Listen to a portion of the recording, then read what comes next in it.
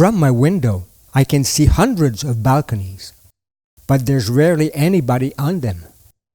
That's because balconies are often desolate, exposed, and uninviting places.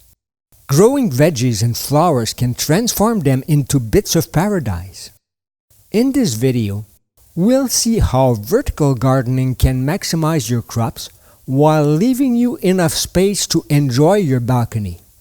Vertical gardening lets you grow the plants on the sides of your balcony. The plants will provide shade to both your balcony and apartment. This year, I'm only growing tomatoes and sweet peppers, but I've grown all kinds of plants vertically. My gardening season starts early by planting sweet pepper seeds. These are small but very sweet varieties. I use large pots and I place them on top of a reservoir. I make holes in the bottom of the pots so the roots can reach down into the reservoir that is half filled with clay pellets. This year, I am planting 2 cherry tomato varieties, Sweet Million and Sun Sugar, and 4 regular tomatoes, Early Girl, Moskvich, a northern heirloom, Pink Girl, and Big Beef. I remove the lower leaves and shoots on each plant so I can plant them a few inches deeper. I bought the plants at local markets. 4, 3, 2, 1. Okay, my friends, the race is on. Let's see which one reaches the top of the trellis first. After planting, the plants were 7, 7, 4, 7, 8, and 15 inches high. To get the plants to grow vertically, you have to sustain them as they grow upwards. For the tomatoes, I install a trellis made of wood strapping that goes from the bottom of each pot to the top of the balcony. Each pole is attached to the railing. Once the plants are in, I thread row strands 4 inches apart on alternating sides of the stems.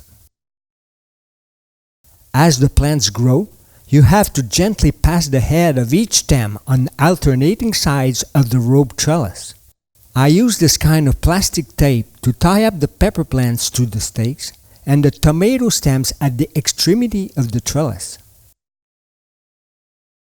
If you don't trim the plants, they will stay short and bushy. This year, I want to limit each tomato plant to 4 stems. To force vertical growth, you have to select which stems you want to keep and remove all other growth. You have to look at the plant and choose the 4 most promising stems. After that, you have to keep on removing the suckers continuously.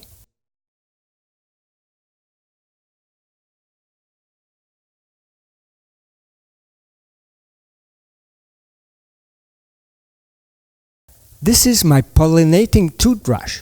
On my balcony, the first bees appear at the beginning of July, so the plants are left without pollinators in May and June.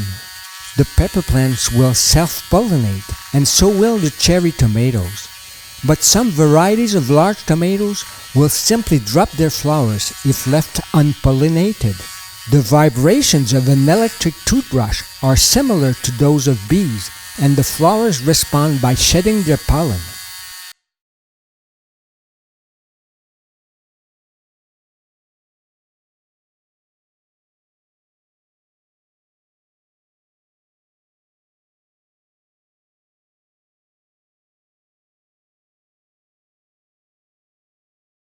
I use this inexpensive moisture meter to see how dry each pot is.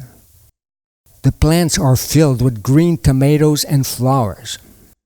We had a big heat wave, and the best place to be was on this chair in the shade and the breeze. Here is the first red tomato. Take a look at this Sweet Million truss.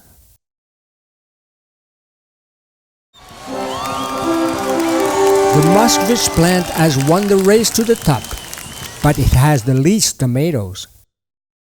The first ripe tomato, a Big Beef.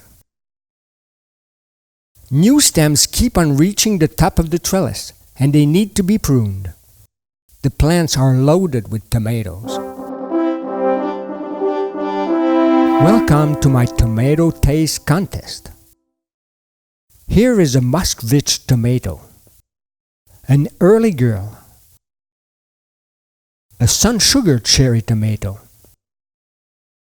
a sweet million cherry tomato, a pink girl, and a big beef, but this one is on the small side.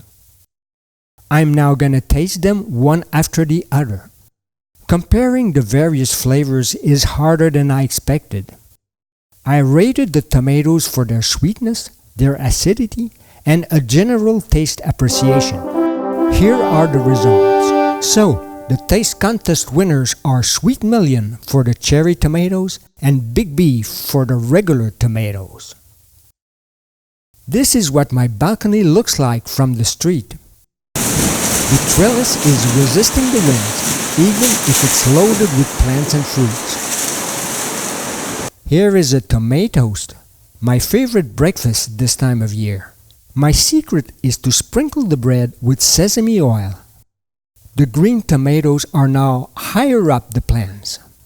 At this time, I start removing any leaf that shows signs of deterioration or disease.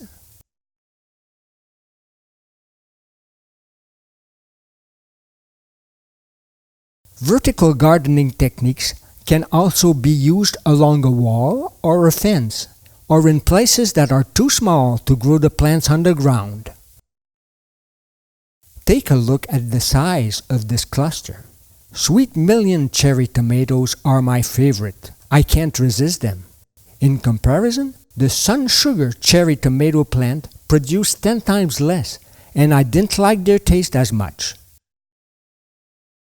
The plants changed the mood of my apartment. It's getting late in the season, and I've thinned out the leaves extensively. When I have a bunch of tomatoes, I make a recipe like this salsa. I live in Zone 5 and it's already getting cold. That's the end for the tomatoes. I'll be removing the trellis soon. Thanks and good gardening.